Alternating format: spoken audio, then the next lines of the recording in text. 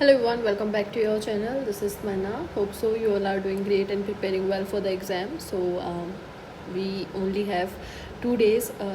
Yes, two days for exam and जिनका भी 2 तारीख को है all the best and of course you are the strong one जो फर्स्ट डे ही shift में जा रहे हो तो ऑफ कोर्स वो एक होता है ना कि लाइक थोड़ा सा स्टार्टिंग में रहता है डर कि कैसा पेपर इस बार आएगा किस बार नहीं आएगा. बाद वाली शिफ्ट को थोड़ा आइडिया हो जाता है पहले की शिफ्ट को देखकर कि क्या एक्चुअली ट्रेंड सेटअप है.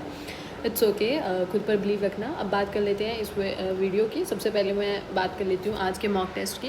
मैंने जो मॉक टेस्ट लगाया था वो स्मार्टकीडा का लगाया था. स्मार्टकीडा पे मॉक नंबर 16 है ये. ओके, ये वाला मॉक नंबर 16 है. So many of you were asking about कि मैं अपनी आईडी दूँ आपको. वैसे तो तमन्ना चौधरी 276 है स्मार्टकीडा पर ऐसा है कि मैं और मेरी सिस्टर हम एक ही यूज़ कर रही हैं. तो कुछ टेस्ट मेरी सिस्टर ने भी इसमें से 2-4 लगा रखे हैं, मैंने भी लगा रखे हैं. This is the case. तो आप कंपेयर कर रहे हो तो आपको ये नहीं पता रहेगा कि मैंने लगाए हैं या मेरी सिस्टर ने. ठीक है, तो वो थोड़ा सा प्लीज़ अकॉर्डिंग टू देख लेना. बात कर लेते हैं इसकी. देन कट ऑफ मार्क्स इसमें क्लियर है. आई गॉट 48 एंड परसेंटाइल 90 के अराउंड है. That is like okay with me क्योंकि परसेंटाइल 90 के अराउंड रहनी ही चाहिए. मार्क्स बहुत कम है. सबसे पहले तो बात कर लेते हैं कि exactly what I did wrong in this. मैंने इसमें गलत किया क्या है and that we have to avoid during exam. वैसे तो मैंने टेलीग्राम चैनल पे भी बताया था. अगर आप मेरे टेलीग्राम चैनल पे हैं तो आपको पता होगा.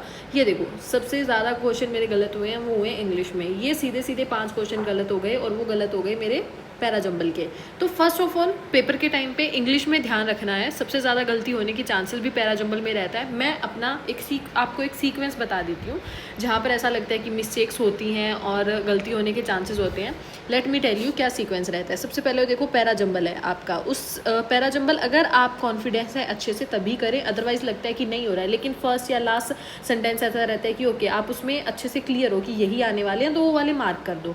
उसके बाद में मेरे लिए सेकंड जो कैटेगरी रहती है वो एरर वाली रहती है. एरर वाले क्वेश्चंस मुझसे गलत होते ही होते हैं तो मैं उनको ट्राई करती हूँ कि मैं उनको अवॉइड करूँ उन क्वेश्चंस को. अगर मुझे कंफर्म हो रहा है कि यही एरर है तमन्ना तभी मैं वो वाले क्वेश्चन करती हूँ, अदरवाइज मैं वो नहीं करती हूँ. थर्ड आता है वर्ड यूसेज. आपने देखा होगा वर्ड यूसेज का मतलब होता है एक वर्ड अपन को गिवन होता है और नीचे 3 या 4 सेंटेंसेस दिए होते हैं कि इनमें किसमें बेटर यूज़ हुआ है किसमें नहीं हुआ है, टाइप ऑफ समथिंग. तो मुझे वहाँ भी मेरे गलत होने के चांस रहते हैं. बाकी ऑलमोस्ट सही होते हैं. तो इनमें ना मैं बहुत केयरफुल होकर चीज़ों को करती हूँ. इवन तो आज भी मुझे लग रहा था ये पैराजंबल मैं गलत कर रही हूँ पर स्टिल आई चूज़ कि चलो कर लेती हूँ. और ये वाले देखो, मेरे सिर्फ जो 7-8 क्वेश्चन गलत है 11 में से, और वो किस में गलत है, error and parajumble and nothing.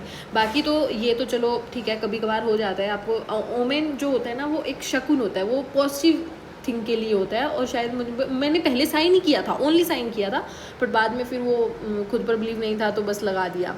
और ये वाला क्वेश्चन इट्स ओके, ठीक है, ये गलत हो गया है क्योंकि मुझे ब्रीटल का मीनिंग नहीं पता था. This is the reason. और यहाँ पे देखो ये वाला मैंने ना इसमें पैसेज में क्वेश्चन जो मुझे बन रहे वो बना दिए, अदरवाइज मैंने क्वेश्चन को लीव कर दिया. पैसेज ये देखो, इतना बड़ा पैसेज था. इतना बड़ा पैसेज नहीं आएगा पेपर में, सच में नहीं आएगा. और इसकी ऐसा भी नहीं है कि सिर्फ दिखने में बड़ा है, लैंग्वेज ईजी होगी, नहीं, लैंग्वेज भी अच्छी खासी थी. जबकि आरसी मेरा पॉजिटिव पॉइंट रहता है, आरसी मैं अच्छा करती हूँ. ठीक है, लास्ट में ये क्वेश्चन थे जो छूट गए क्योंकि ऊपर मैंने टाइम ज़्यादा लगा दिया था और इन क्वेश्चन में मेरे ज़्यादा सही होने के चांसेस होते हैं.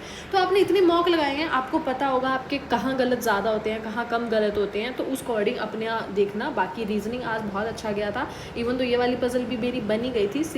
2:30 मतलब मैंने इसमें 4 मिनट के लगभग टाइम दिया था. लास्ट में बस मार्क करना रह गया था. It's totally okay. क्वांट में मैंने आज 4 गलत कर दिए जो कि नहीं होने चाहिए. इवन तो ये 2-3 क्वेश्चन गलत कर दिए और बाकी तो इसमें कुछ था. देखो क्वेश्चन बहुत ऐसे थे, मतलब कुछ भी करने जैसा कुछ भी नहीं था, काफ़ी लेंथी टाइप था. तभी तो 48 पर भी मेरी कट ऑफ भी क्लियर है, परसेंटाइल भी 90 है. अगर आपने 16 मॉक है लगाया है तो बताना मुझे. एंड होप सो आपको ये वीडियो यूज़फुल रही होगी आपके लिए. और इंग्लिश सेक्शन का स्पेशली बता रही हूँ. बहुत से मुझे कमेंट थे कि गलत हो जा रहे हैं, क्यों हो जा रहे हैं. रीज़न मैंने आपको बता दिया है. इस तरह चीज़ों को कैटेगराइज करके जाओ, देख कर जाओ. पिछले अब तक जितने मॉक लगाए हैं आप उन मॉक्स को देख कर जाओ कि आपने गलती सबसे ज़्यादा की कौन से में और रिपीट गलती किस में हो रही है. तो वो वाले टॉपिक्स अवॉइड करो, मत करके आना. 40 क्वेश्चन होंगे, 40 में से 30 भी सही बना दिए ना, यू आर इन. सच बोल रही हूँ मैं. और इंग्लिश ही गेम चेंजर है, मान के चलो. English is the game changer in the SBI PO. सो अगर 40 क्वेश्चन होंगे, 40 में से 30 भी बना दिए, 30 भी छोड़ो, 28 भी कर दिए, 12 क्वेश्चन बिल्कुल टच भी मत करके आओ, तब भी हो जाएगा.